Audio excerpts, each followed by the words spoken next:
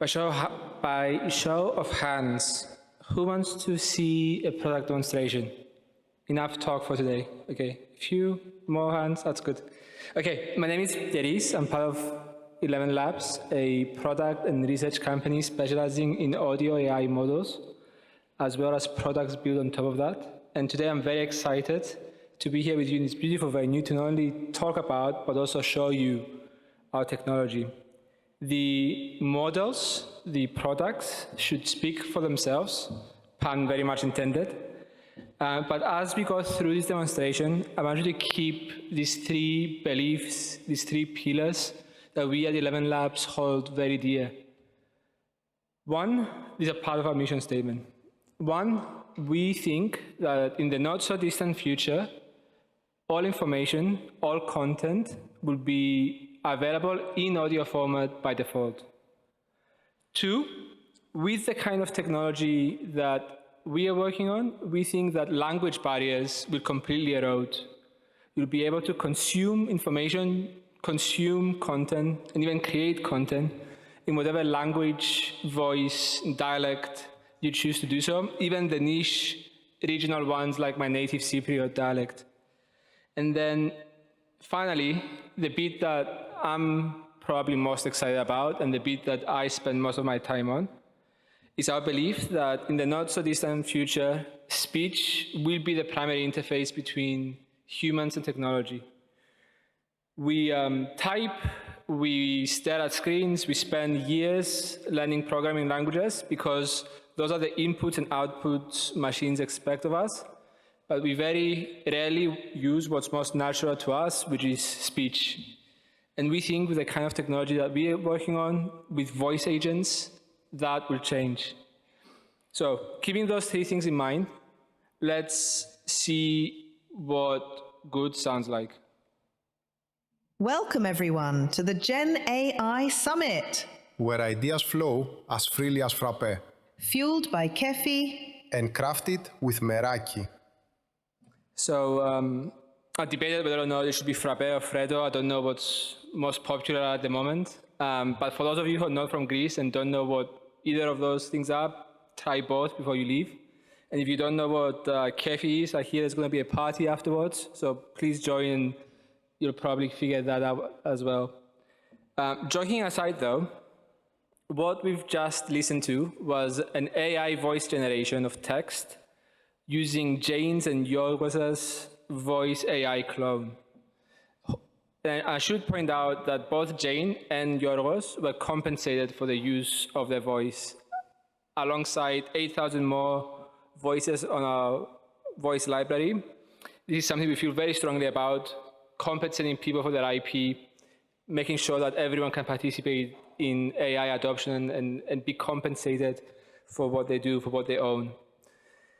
What you've heard preserved everything that makes voices unique, from prosody, tonality, emotionality, to the crisp British accent of Jane's and the very distinct Greek English accent of Yorgos's, which I love.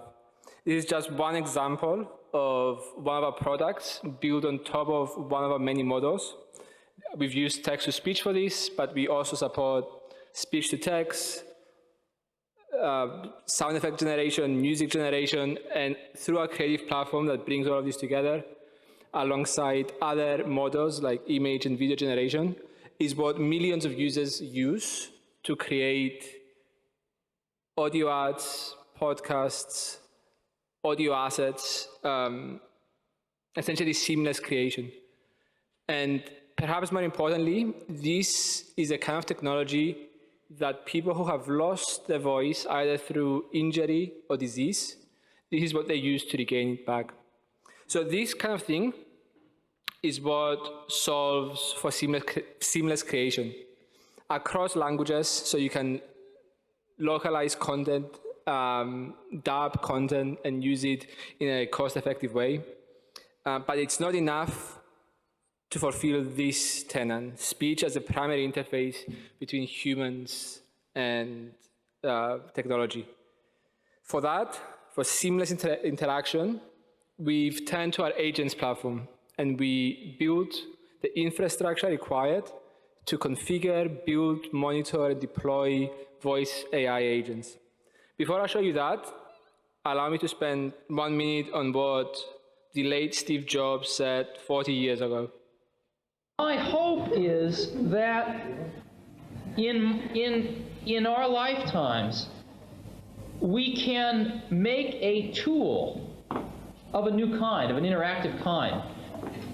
And so my hope is someday, when the next Aristotle is alive, we can capture the underlying worldview of that Aristotle in a computer.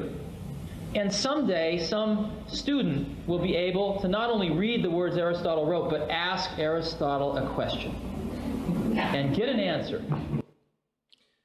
I think it's interesting that someone like Steve Jobs defined the pinnacle of technological advancement as both a conversation as well as a conversation with a Greek philosopher.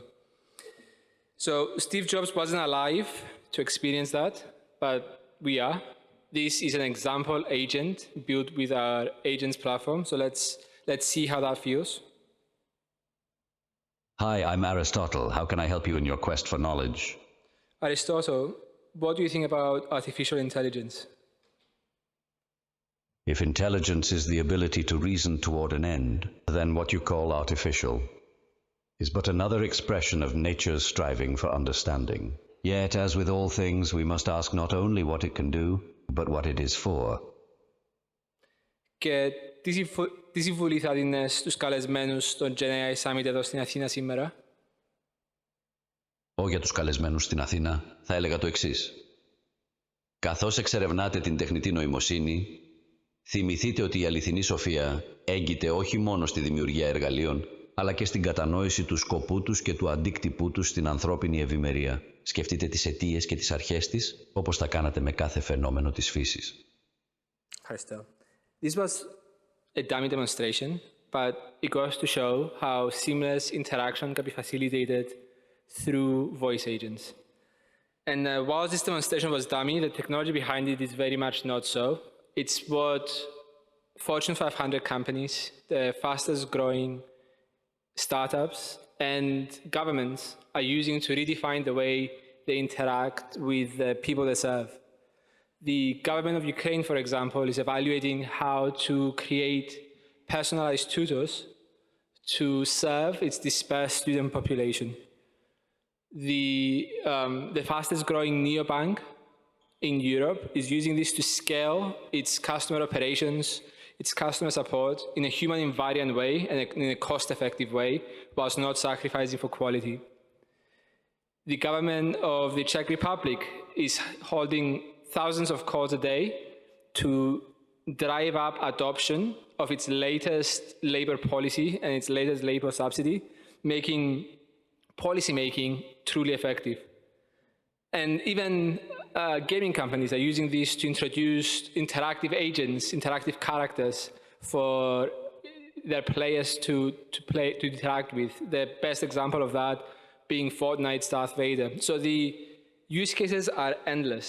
And I'm sure we've all seen a demo like the one that I've shown. And because I'm an engineer and I'm very skeptical of demos are easy. It's easy to get something like this up and running.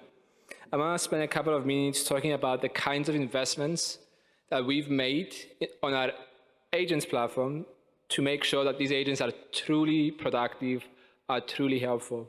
Because what makes these agents helpful, the probabilistic nature of how they understand human intent, the flexible nature of being able to interact with any number of intents, any number of customer journeys, is also what makes them dangerous. They can say things they're not supposed to say. They can provide the refunds when no refunds are allowed. And frustratingly, they can be less helpful than human agents. So how do we get from a dummy demonstration like the one that I've shown to a truly in-production helpful agent? I'll go over some of the investments that we've made to make that happen, and it's my belief that these investments, these capabilities, are what you'll be seeing in all agents platforms moving forward. On the configuration part, In the same way that you saw me interact with AI Aristotle in a seamless way, we need to make sure that these agents can seamlessly interact with the kinds of systems that we spent the last 20, 30 years building, our CRMs, our ERPs, our databases. We need to make sure that these agents have the tools in their disposal to write data from these systems, as well as take actions for those agents to be truly productive. And this is the sort of integration work that we've been doing behind the scenes. From a control perspective, making sure that the agent does what they're supposed to be doing, that's how we're using workflows to gate sensitive actions like account changes, payments, refunds, the example I mentioned before, to gate those probabilistic actions through deterministic checks, bringing the best of both worlds, providing the kind of flexibility that makes these agents truly valuable, whilst also controlling the tools that they have in their disposal up until a deterministic set of criteria has been met.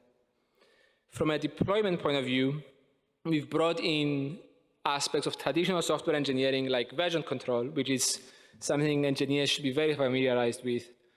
We have main, master, in production versions of the agent working, whilst at the same time, the developers can interact with a dev or a UAT instance of the agent.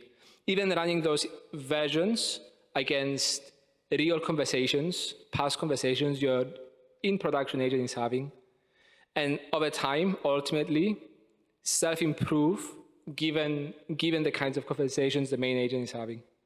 And then from a monitoring perspective, closing the feedback loop, making sure that the agent is driving the kind of business KPIs, the kind of business change that creates value. We have an evaluation framework that allows one to define all of those, as well as unit tests, which is another traditional software engineering practice, to make sure that the key moments in the critical path of a user journey are tested instead of prompting and praying that these agents will do what they're supposed to. These are just some of the capabilities that make agents truly productive, and I'm hoping that these are the kinds of things we'll be seeing in agents platforms around the world.